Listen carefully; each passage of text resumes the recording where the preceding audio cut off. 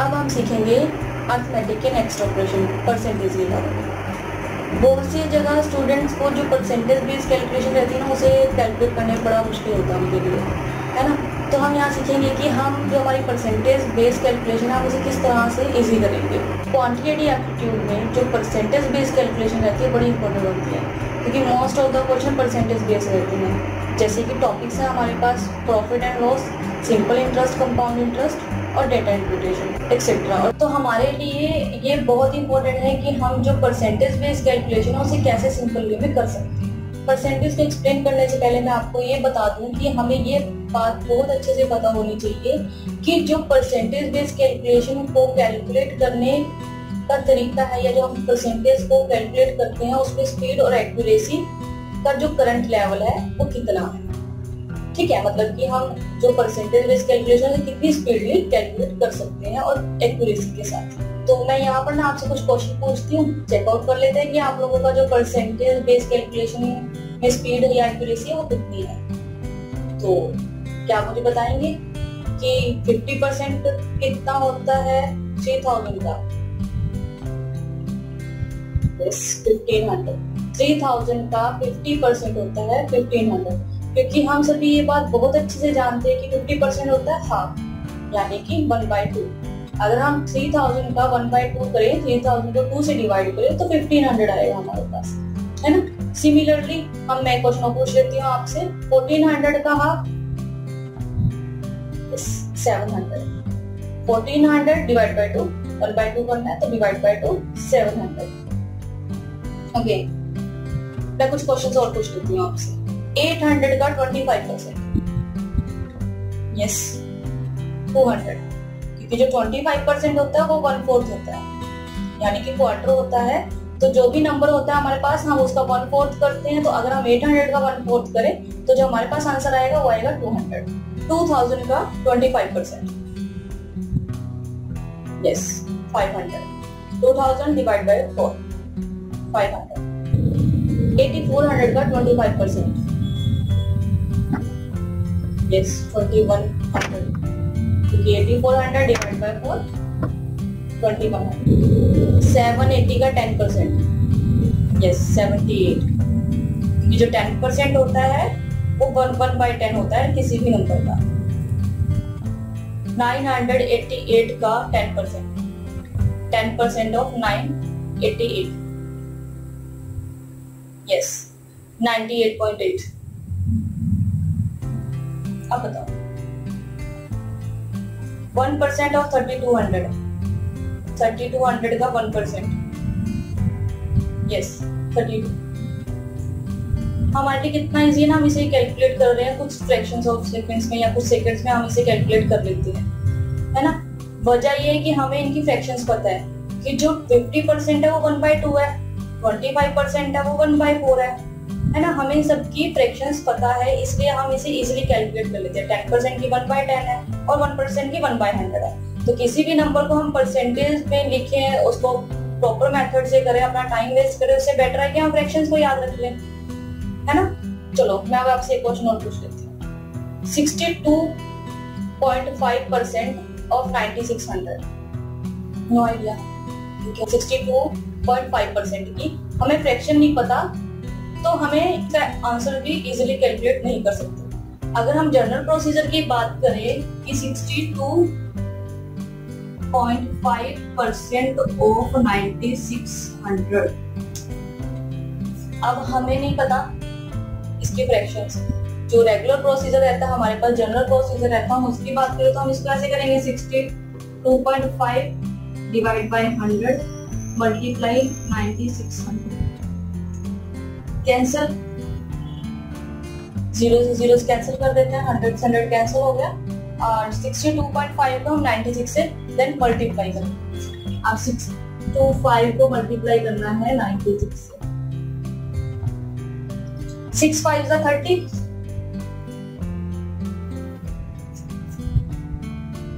6 2 is 12 plus 5 15, 6 6 is 36 plus 1 37, 9 5 is 45, 4 carry,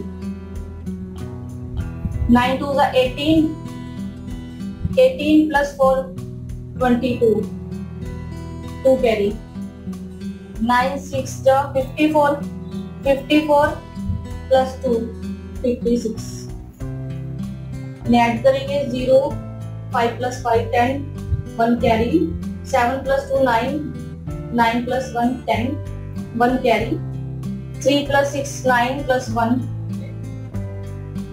carry, now 60,000। अगर मैंने 6 to 5 को 96 से मल्टीप्लाई किया है तो 60,000 आया है, लेकिन यहाँ पे डेसिमल है तो हम यहाँ भी डेसिमल लगाएंगे तो 6,000, यानी कि 62.5 को मल्टीप्लाई करें 96 से तो जो हमारे पास राइट आंसर आया है, जो परसेंटेज कैलकुलेट करी है हम लोगों ने, वो आया 6,000, है ना।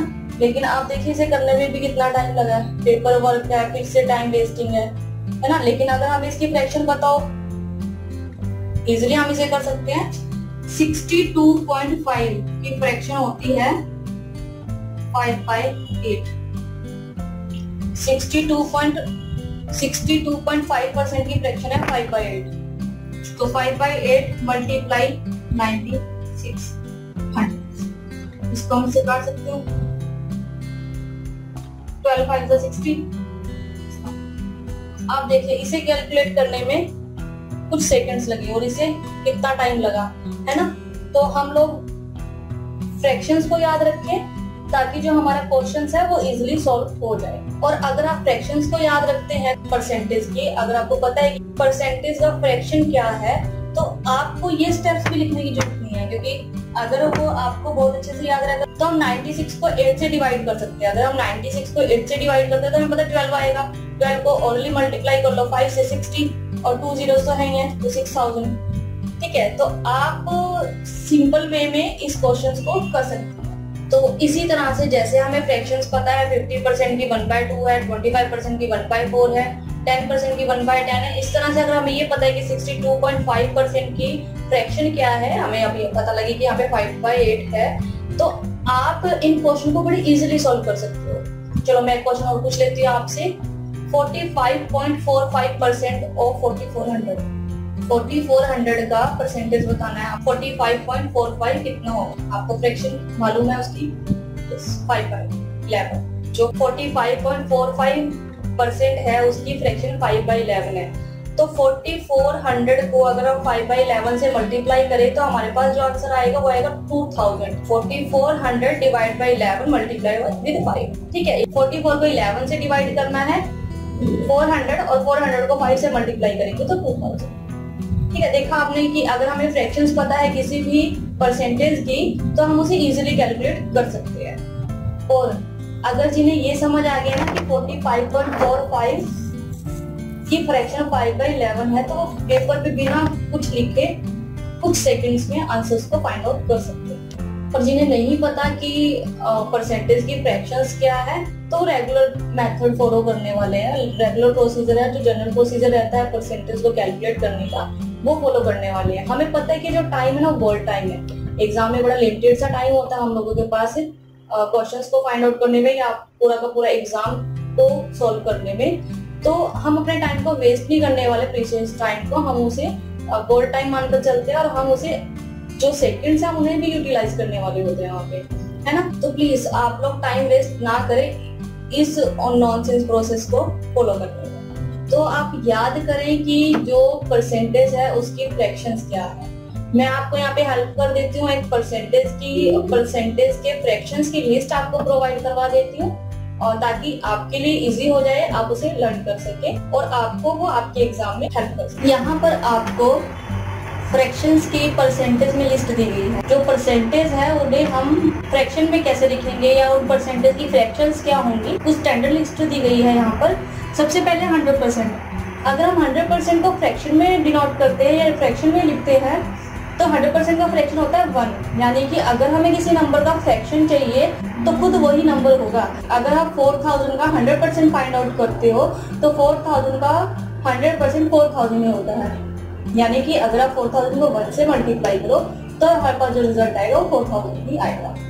नेक्स्ट हमारे पास 50%। 50% होता है नंबर का हाफ। अगर हमें किसी नंबर का 50% फाइंड आउट करना है तो हमें उस नंबर का हाफ करना हो। एग्जाम्पल 4000 का हमें 50% फाइंड आउट करना है तो 4000 डिवाइड बाई 2000, तो 400 का 50% 2000।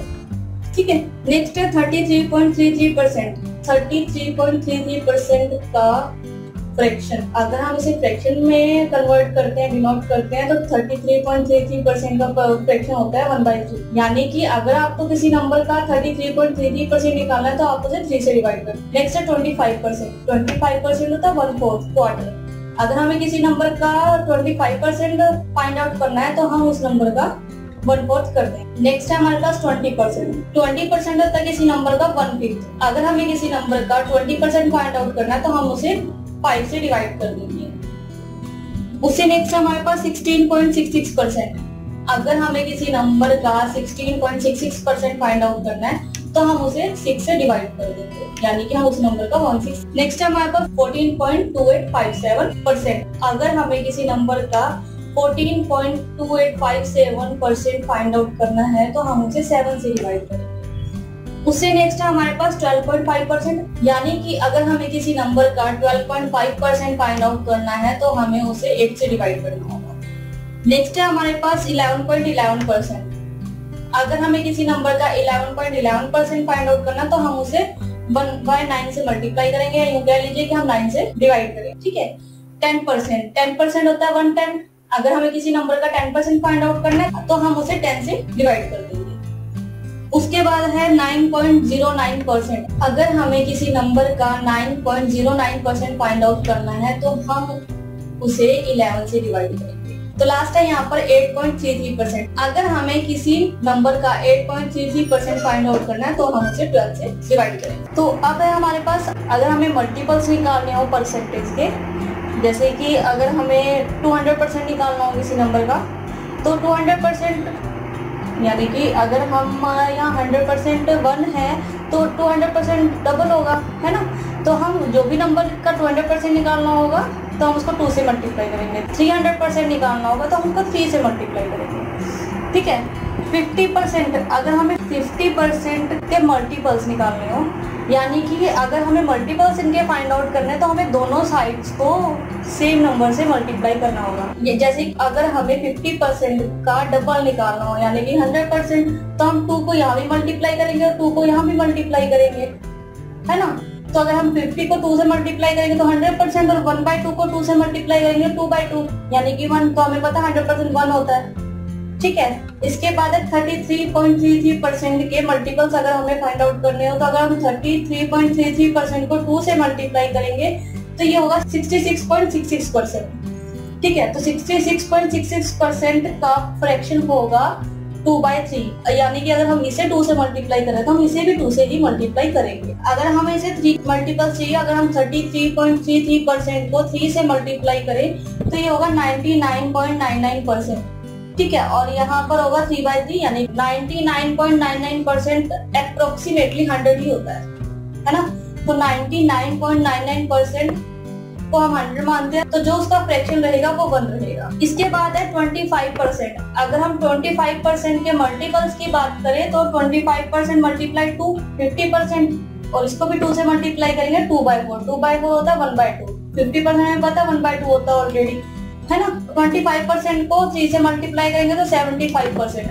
75% की फ्रैक्शन होती है 3/4। इसको हम 3 से मल्टीप्लाई करेंगे तो 3/4। 25% को ही 4 से मल्टीप्लाई करेंगे, 25% मल्टीप्लाई 4 और 1/4 मल्टीप्लाई बाय 4। तो 25% मल्टीप्लाई 400, 4/4 1, तो अल्टीमेटली 100% होता है 1। ठीक है, आपको क्लियर हो रही होंगी ये चीजें कि अगर आपको इनके मल्टीपल्स भी फाइंड आउट करने हो, अगर मान लो आपसे एग्जाम में पूछा जाए कि किसी नंबर का 75% बताओ, अब मैं क्वेश्चन पूछ लेती हूँ आपसे एक कि 2400 का 75% क्या होगा। What is 75% of 2400? तो हमें पता है 75% 3/4 होता है, तो 2400 का 3/4 कर देंगे। 2400 को 4 से डिवाइड करेंगे तो 600, 600 को 3 से मल्टीप्लाई कर देंगे तो 600 मल्टीप्लाई 3 1800। तो 2400 का 75% क्या हुआ 1800। ठीक है, नेक्स्ट है 20%। 20% होता है 1/5। अगर हम 20% को 2 से मल्टीप्लाई करेंगे तो 40, तो 40% क्या होगा 2/5, हम इससे भी 2 से मल्टीप्लाई करेंगे तो 2/5। 20% को 3 से मल्टीप्लाई करेंगे तो 60%, 60% कितना होता है 3/5, ठीक है। अब 20% को 4 से मल्टीप्लाई करेंगे 80%, 80% कितना होगा 4/5, यानी कि हम बोथ साइड्स को सेम नंबर से मल्टीप्लाई कर रहे हैं। तो हम 20% मल्टीप्लाई 4 और 1/5 मल्टीप्लाई 4, 80%, 80% होता है, 80% की फ्रैक्शन होती है 4/5। 20% को 5 से मल्टीप्लाई करेंगे तो 100%, 100% हमें पता है 1 होगा, ठीक है। इसके बाद है 16.66%, 16.66% है 1/6। अगर 16.66% को 2 से मल्टीप्लाई करें तो ये आएगा 33.33%, 33.33% होता है 1/3। हमें पहले से हम फाइंड आउट कर चुके हैं कि 33.33% होता है 1/3, ठीक है। 16.66% को हम 3 से मल्टीप्लाई करेंगे तो ये होगा 99.99%। अब 99.99% अप्रोक्सीमेट 100 होता है ना, तो वो 1 के लाएगा, तो जो उसकी फ्रैक्शन रहेगी वो 1 रहेगी। इसके बाद है 14.2857% मल्टीप्लाई 7। तो आप इधर भी 7 को 7 तक के मल्टीपल्स निकाल लीजिए तो आपको इनकी भी फ्रैक्शंस मिल जाएगी। नेक्स्ट 12.5 को भी अगर आप 8 तक मल्टीप्लाई कर लेंगे तो इसकी भी फ्रैक्शंस आपको फाइंड आउट हो जाएगी। 11.11 को भी अगर आप 9 तक मल्टीप्लाई कर लेंगे तो इसकी भी फ्रैक्शन आपको फाइंड आउट हो जाएगी। 10% को भी अगर आप 10 तक मल्टीप्लाई करोगे, जैसे कि 10% है तो 1/10, 20% है तो 1/20, 30% है तो 1/30, ठीक है। तो ये अप टू 100 तक चलेगा। अगर 9.99% को आप 11 तक लेकर जाएंगे और 11 तक के मल्टीपल्स तक काउंट करेंगे तो आपको इसके भी मल्टीपल्स फाइंड आउट हो जाएंगे। 8.33% को भी अगर आप 12 टाइम्स तक लेकर जाएंगे तो आपको इसके मल्टीपल्स भी फाइंड आउट हो जाएंगे। अब मैं आपको बता देती हूँ कि आप किस तरह से मल्टीपल्स को फाइंड आउट कर सकते हैं, ठीक है। तो मैं आपको यहाँ पे बता देती हूँ कि आप किस तरह से जो परसेंटेज के फ्रैक्शन है और उनके मल्टीपल्स आप किस तरह से फाइंड आउट करेंगे। तो 20% हमें पता 1/5 होता है। अगर हम इनके मल्टीपल्स भी फाइंड आउट करने हो तो 20% 1/5, मैंने इसे 1 एज्यूम कर लिया है कि ये 1 है, तो मैंने 1 को 2 से मल्टीप्लाई किया है, यानी कि 20% को 2 से मल्टीप्लाई किया तो 40%, 40% होता है 2/5। फिर 1 को 3 से मल्टीप्लाई किया, यानी कि 20% को मल्टीप्लाई किया है पूरे को ही, है ना। अगर मैं इसको 2 से मल्टीप्लाई कर रही हूँ तो ऑब्वियसली मैं इसको भी 2 से मल्टीप्लाई कर रही हूँ, है ना। 20% को 3 से मल्टीप्लाई कर रहे हैं, 60%, 60% होता है 3/5। उसके बाद है 20% को हम 4 से मल्टीप्लाई करेंगे तो 80%, 80% होता है 4/5। उसके बाद है 20% को हम 5 से मल्टीप्लाई करेंगे तो 100%, 100% होता है 1, यानी कि जब हम 5/5 को देखें तो ये होगा 1, ठीक है। इसके बाद है एक मल्टीपल और देख लेते हैं कि 14.2857 की फ्रैक्शन हमें पता है क्या है 1/7। अगर इसकी फ्रैक्शन 1/7 है तो हम इसके मल्टीपल्स फाइंड आउट कर लेते हैं। 14.2857 तो अगर हम 2 से मल्टीप्लाई करें तो 28.5714%, इसका जो फ्रैक्शन होगा वो होगा 2/7। अगर हम 14.2857 को 3 से मल्टीप्लाई करें तो 42.8571% और इसकी फ्रैक्शन होगी 3/7, ठीक है। अगर हम 4 से मल्टीप्लाई करें तो इसकी फ्रैक्शन होगी 4/7 और जो परसेंटेज होगी वो होगी 57.1428%, ठीक है। तो आप यहाँ पर एक चीज नोटिस कर रहे होंगे कि यहाँ पे जो 142857, 142857, 142857, 142857, 142857, 142857, आपने देखा होगा कि यही नंबर रिपीट हो रहे हैं यहाँ पर, है ना। 142857 रिपीट हो रहा है यहाँ पे, तो हम इसको साइक्लिक नंबर भी बोलते हैं। तो आप इसके मल्टीपल्स को इस तरह से भी याद रख सकते हैं साइक्लिक नंबर से कि 142857 आप अकॉर्डिंग टू मल्टीपल, अगर हमें 2 से मल्टीप्लाई करना है तो 2, 3 से मल्टीप्लाई करना है तो 4, 4 से मल्टीप्लाई करना है तो 5, 5 से मल्टीप्लाई करना है तो 7 और 6 से मल्टीप्लाई करना है तो 8। ठीक है, आप उसके अकॉर्डिंग यहाँ पर नंबर्स को, साइक्लिक नंबर को यहाँ पर अरेंज कर सकते हैं और आप इसके मल्टीपल्स को फाइंड आउट कर सकते हैं। हम इससे रिलेटेड कुछ एग्जांपल्स करके दे सकते हैं ताकि आपको ये सारे के सारे जो भी परसेंटेज की कैलकुलेशंस है या परसेंटेज के जितने भी हमने अभी तक जितना भी परसेंटेज को करके देखा, हम उन्हें एक बार एग्जांपल्स में करके देख लेते हैं ताकि आपको और क्लियर हो जाए। तो यहाँ पर आपको कुछ एग्जांपल्स दिए गए हैं, हम इसे करके देख लेते हैं। 44.44% और 4500 का 44.44% हमें फाइंड आउट करना है। तो 44.44% की फ्रैक्शन होती है 4/9। 11.11% की फ्रैक्शन थी हमारे पास 1/9। ठीक है, तो अगर हम इसे 4 से मल्टीप्लाई कर दे 11.11% को, तो 44.44% और इसकी फ्रैक्शन आई हमारे पास 4/9। यानी कि अगर हम 4/9 को मल्टीप्लाई करें 4500 से तो हमारे पास आएगा 500। 4500 को हम 9 से डिवाइड करेंगे तो 500 को 4 से मल्टीप्लाई करेंगे तो हमारे पास आएगा 2000। ठीक है, इसके बाद है 87.5% ऑफ 56, यानी कि 87.5% की फ्रैक्शन, इसकी फ्रैक्शन होती है 7/8। 7/8 को मल्टीप्लाई करना है 56 से, तो 8 को डिवाइड करेंगे 56 से तो 7 आएगा डिवाइड करके। 8 7 का 56, 7 को 7 से मल्टीप्लाई करेंगे, 7 7 का 49। नेक्स्ट है हमारे पास 72.72% ऑफ 770। ठीक है, अगर हमें 70 की परसेंटेज निकालनी है 72.72%, 72.72% की फ्रैक्शन है 8/11। हाँ, अगर हम 70 को 11 से डिवाइड करें तो हमारे पास जो डिवाइड कर आएगा वो आएगा 70, और 70 को अगर हम 8 से मल्टीप्लाई करें तो फिर 560। नेक्स्ट है हमारे पास 37.5% ऑफ 3600। 3600 का हमें 37.5% फाइंड आउट करना है। 37.5% का फ्रैक्शन होता है 3/8। 3/8 को मल्टीप्लाई करेंगे 3600 से, तो 3600 डिवाइड बाय 8, 450 को मल्टीप्लाई करेंगे 3 से तो आएगा 1350। नेक्स्ट है हमारे पास 45% ऑफ 2600।